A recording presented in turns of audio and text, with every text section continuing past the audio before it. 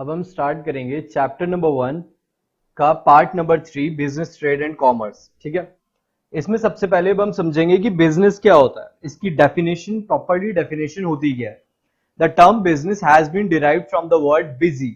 Business का meaning busy से ही निकल के आता है। ठीक है, ये चीज आपको समझ में आनी चाहिए।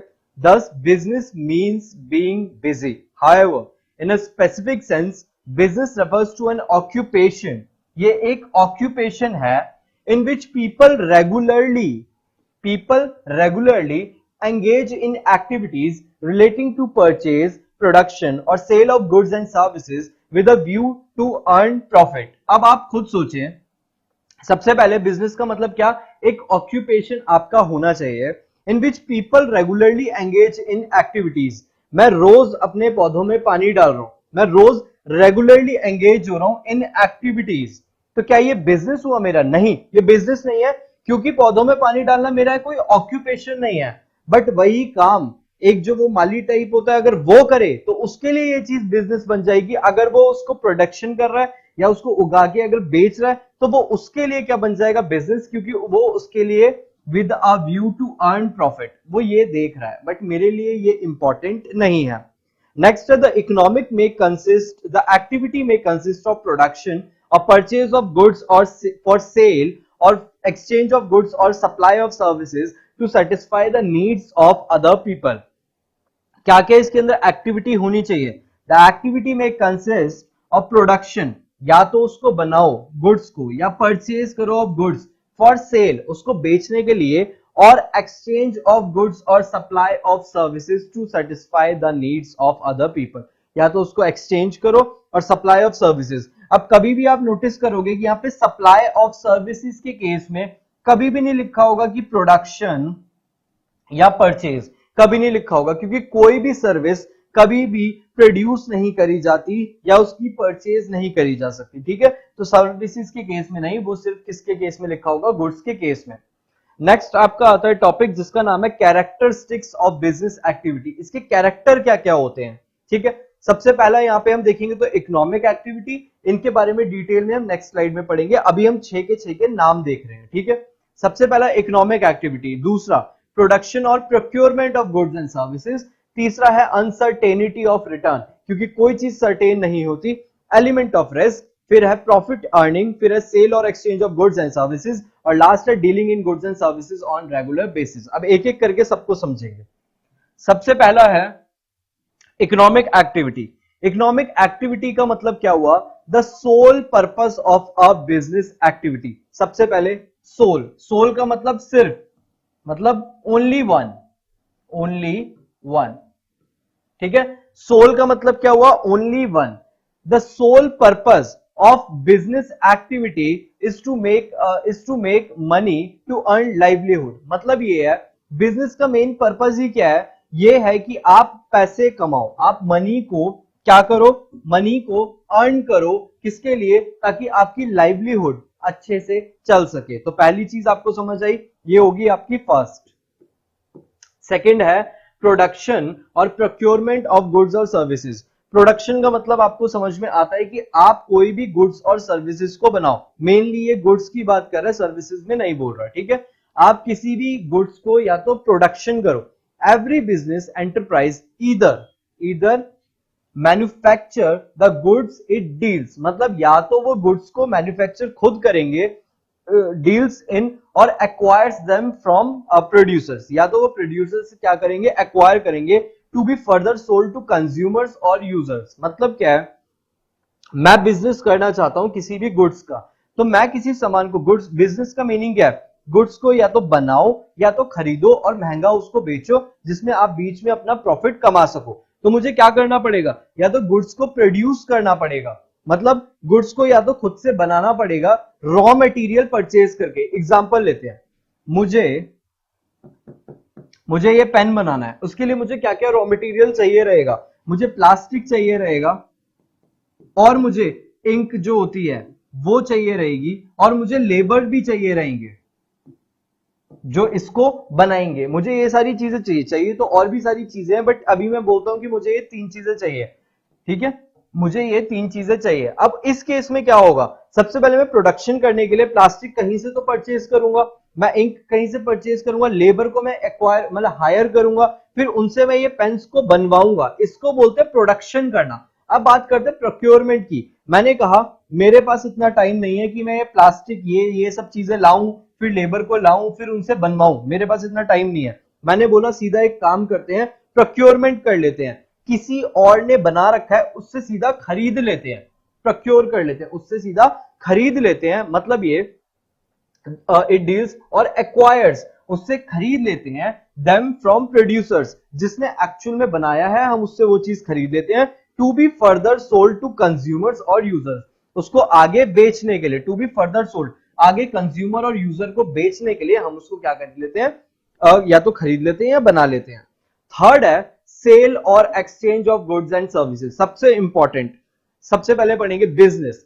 बिजनेस बेसिकली इन्वॉल्व सेल और exchange of goods and services for a value between the seller and the buyer.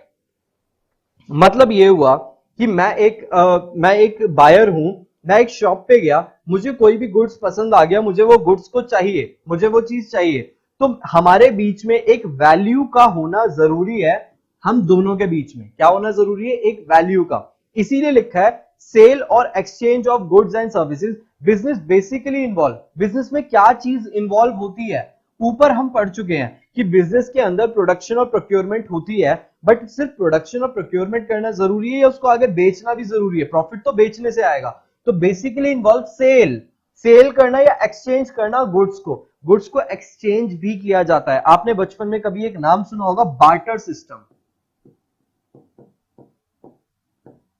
Barter system, ये चीज कभी सुनी होगी। बार्टर सिस्टम के अंदर यही होता था, गुड्स को मनी में ना बेच के हम क्या करते हैं, जैसे मैं पेन बनाता हूं, मेरा जो पड़ोसी है वो पेपर बनाता है, तो मैं क्या करूंगा, मैं उसको बोलूंगा तुझे पेन की रिक्वायरमेंट है, तू मुझसे पेन ले, उसके बदले में मुझे पेपर दे दे। इसको बोलते हैं बार्टर सिस्टम, जहां पे गुड्स के बदले गुड्स एक्सचेंज हो जाते हैं। ठीक है, तो सेल और exchange of goods and services for a value, एक वैल्यू होनी जरूरी है, जो मैंने बोला इसको हम बोल सकते हैं परचेज प्राइस, सॉरी परचेज नहीं, सेल प्राइस, इसको हम बोलेंगे सेल प्राइस, कि कितने पे ये बिक रहा है, इस वैल्यू को sale price between the seller and the buyer, एक सेलर और बायर के बीच में क्या होना चाहिए, सेल प्राइस का होना जरूरी है। नेक्स्ट इसके बाद आता है dealings in goods and services on a regular basis. ये इंपॉर्टेंट इसलिए है क्योंकि आप खुद सोचो, मैं आपको एक एग्जांपल देता हूं, आप खुद सोचना क्या मैं बिजनेस कर रहा हूं, अभी मैंने ये जो तीनों बातें बोली पीछे, ये तीनों बातें, मैं इन तीनों को एक मर्ज करके ना एक सिचुएशन बताता हूं, बताना मैं बिजनेस कर रहा हूं या नहीं। मैंने बोला सबसे पहले मैं कोई सामान को खरीद के लाया, मैं अपना एसी खरीद के लाया, मैंने एसी को यूज किया, मुझे वो चीज समझ नहीं आ रही, मैंने उसको खरीदा, ठीक है, मैंने प्रोक्योर किया, ये वाली कंडीशन सेटिस्फाई हो गई, ऊपर वाली कंडीशन तो सेटिस्फाई हो रखी है, ये वाली कंडीशन सेटिस्फाई हो गई, फिर मैंने क्या किया, मैंने कहा यार वो ढंग से नहीं चल रहा, या कोई भी रीजन हुआ, मैंने उसको आगे बेच दिया, और बेचने के बाद मुझे पैसा मिल गया। खुद सोच के बताना क्या मैं कोई बिजनेस कर रहा हूं, ये बिजनेस एक्टिविटी है, ये बिजनेस एक्टिविटी नहीं बनती, क्यों, क्योंकि इसके अंदर ये चीज मिसिंग है, ऑन अ रेगुलर बेसिस, आपको ये काम रोज करना पड़ेगा, मुझे रोज एसी खरीदना पड़ेगा, रोज बेचना पड़ेगा, रोज खरीदना पड़ेगा, रोज बेचना पड़ेगा। अगर मैं ये काम रेगुलर बेसिस पे करूंगा तब मैं बोलूंगा मैं बिजनेस कर रहा हूं, बट मैं वन टाइम करूंगा तो मैं कोई ये बिजनेस नहीं कर रहा। ठीक है, dealing in goods and services on regular basis अब पढ़ेंगे। Business involve dealings in goods and services on a regular basis. मैंने एग्जांपल देके समझा दिया कि रेगुलर बेसिस का मीनिंग क्या है। One single transaction of sale और परचेज, एक सिंगल ट्रांजैक्शन सेल या परचेज की, जो मैंने अभी एग्जांपल में दी कि मैंने अपना एसी बेच दिया, क्या मैं रोज एसी बेचा जा रहा हूं, नहीं, या मैं रोज खरीदने जा रहा हूं, नहीं, मैंने सिर्फ एक सिंगल ट्रांजैक्शन करी है, therefore does not, important, does not constitute business, इससे बिजनेस नहीं हो जाता, can altogether do away with risk. ठीक है, ये वाली चीज यहां की नहीं है, कैन टुगेदर, ये वाली चीज यहां की नहीं है, ये वाली चीज है यहां की, can together, all together do away with risk, तो वो चीजें वहां से हटा के, तो अब आपको ये चीज समझ में आ गई कि अगर आप रेगुलर बेसिस की बात करोगे तो एक ट्रांजैक्शन आपकी बिजनेस नहीं होती। नेक्स्ट आता है प्रॉफिट अर्निंग, आपको प्रॉफिट होना भी जरूरी है। अगर आप सामान खरीद के ला रहे हो 100 रुपए का, उसको बेच रहे हो रोज 80 रुपए का, तो ये आपका कोई बिजनेस नहीं कर रहे हो, आप लॉस बना रहे हो अपना। ठीक है, द मेन एम एक कोई भी इंसान बिजनेस कर क्यों रहा है? कोई भी इंसान, आप किसी भी बिजनेसमैन को पूछ लेना, किसी भी शॉपकीपर को पूछ लेना, किसी को भी कि आप ये क्यों कर रहे हो, आप ये बिजनेस क्यों कर रहे हो, वो एक ही बात बोलेंगे, to earn profit, to earn profit या टू मेक प्रॉफिट। ठीक है, the main aim of any business activity, कोई भी बिजनेस एक्टिविटी है, मैं भी यहां पे सर्विस प्रोवाइड कर रहा हूं, क्यों? To earn profit, to make profit, is to make profit. No business can survive for long without earning profit. कोई भी बिजनेस कभी भी प्रॉफिट, कभी भी रन नहीं कर सकता, आगे चल नहीं सकता बिना प्रॉफिट कमाए। सोच के देखो, आज मेरे पास 100 रुपए हैं, मैंने बिजनेस किया, उसमें मैंने 80 रुपए कमाए, मेरा 20 रुपीज का लॉस हुआ, मैंने फिर कल फिर किया, फिर दोबारा उसमें 80 रुपीज लगाए, 60 रिटर्न आया, फिर 20 का लॉस हुआ, ऐसे 20 का लॉस होते होते होते होते होते 5 बार के बाद मेरे पास जो अमाउंट बचेगा वो हो जाएगा नील, फिर मैं बिजनेस कर ही नहीं पाऊंगा, फिर मैं, ये हो जाएगा नील मतलब जीरो, फिर मैं बिजनेस कभी नहीं कर पाऊंगा। तो इसीलिए ये चीज लिखी हुई है, no business can survive for long, ज्यादा टाइम तक नहीं सर्वाइव कर सकता, हो सकता है 1-2 साल सर्वाइव करे, 3-4 साल सर्वाइव करे विदाउट अर्निंग प्रॉफिट, बट ज्यादा टाइम के लिए नहीं कर सकता। उसको क्या चाहिए? प्रॉफिट तो कमाना आना चाहिए। इसके बाद ये था, थर्ड था ये, एक second, first second third fourth, ये था फिफ्थ, ये सिक्स, अनसर्टेनिटी ऑफ रिटर्न। पहले मैं अनसर्टेनिटी समझाऊंगा, फिर सर्टेनिटी समझाऊंगा, फिर ये वाला पॉइंट समझाऊंगा। सर्टेन चीज का मीनिंग होता है कि कोई चीज होगी, मैं बोलूं रात होने वाली, तो वो सर्टेन है, होगी ही होगी।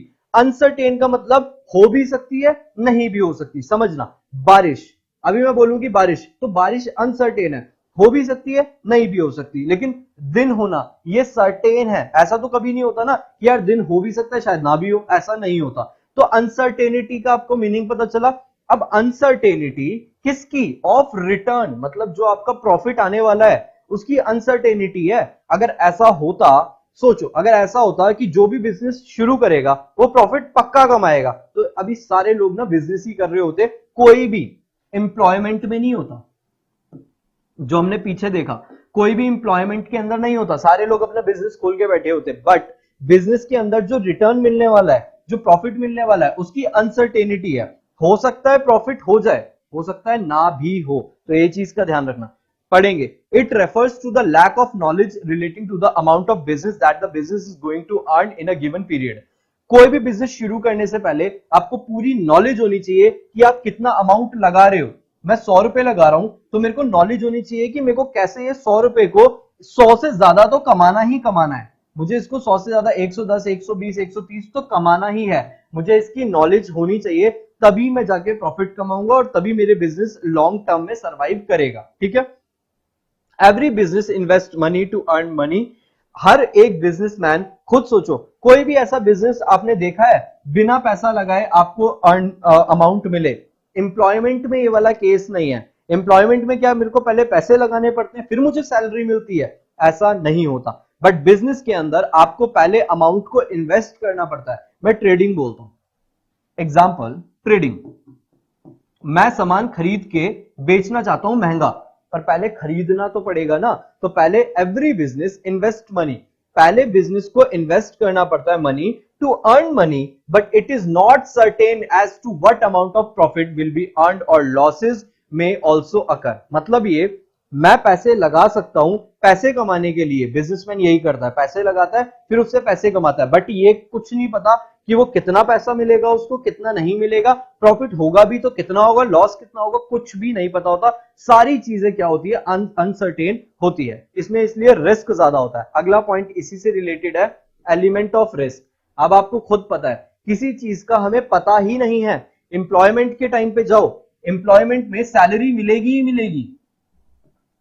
एम्प्लॉयमेंट अगर आप हो तो आपको सैलरी मिलेगी ही मिलेगी, बट इस वाले केस में एलिमेंट ऑफ रिस्क के अंदर, मतलब बिजनेस के अंदर आपको सैलरी मिलेगी, वो बिजनेस में प्रॉफिट होगा ही होगा, ऐसा कुछ भी नहीं होता।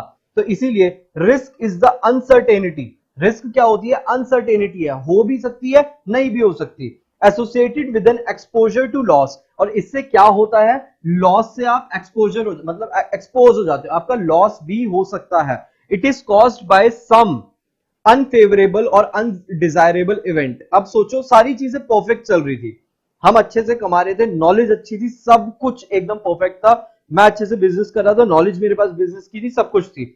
बट एक चीज हो गई, एक दिन एक फायर हो गया, आग लग गई हमारा जहां पे सामान रखा रहता है, तो अनडिजायरेबल अनफेवरेबल कोई इवेंट हो गया, मेरा सारा लॉस हो गया, और सारा लॉस होने के बाद वही वाली बात वापस से आ गई कि अनसर्टेनिटी है। इसीलिए no business can altogether do away with risk. कोई भी बिजनेस बिना रिस्क के काम कर ही नहीं सकता। आप कभी भी नहीं बोल सकते ये बिजनेस कर रहा है तो कोई रिस्क नहीं होगा। बिजनेस में रिस्क होता ही होता है, हमेशा याद रखना। और सबसे बड़ी बात, रिस्क जितना बड़ा प्रॉफिट उतना बड़ा होता है। एम्प्लॉयमेंट में रिस्क नहीं होता कभी भी। सैलरी मिल, ऐसा होता है कि सैलरी मिलेगी नहीं मिलेगी पता नहीं, ऐसा कभी नहीं होता। एम्प्लॉयमेंट में सैलरी मिलेगी, बट इसके अंदर सैलरी इतनी हाई नहीं मिल पाती as compare to businessman. Businessman जितना प्रॉफिट कमाता है उतना नहीं, बट बिजनेसमैन के लिए फायदा ये है क्योंकि वो जितना रिस्क उठाता है अनसर्टेनिटी का और बाकी सारी चीजों का, तो उसको प्रॉफिट ज्यादा कायदे से होना भी चाहिए। तो यहां पे हमारी ये चीज भी फिनिश होती है। यहाँ पे हमारा पार्ट नंबर 3 चैप्टर नंबर 1 का फिनिश होता है, जहां पे हमने सारे पढ़े कैरेक्टरिस्टिक्स ऑफ बिजनेस। इसके बाद हम शुरू करेंगे पार्ट नंबर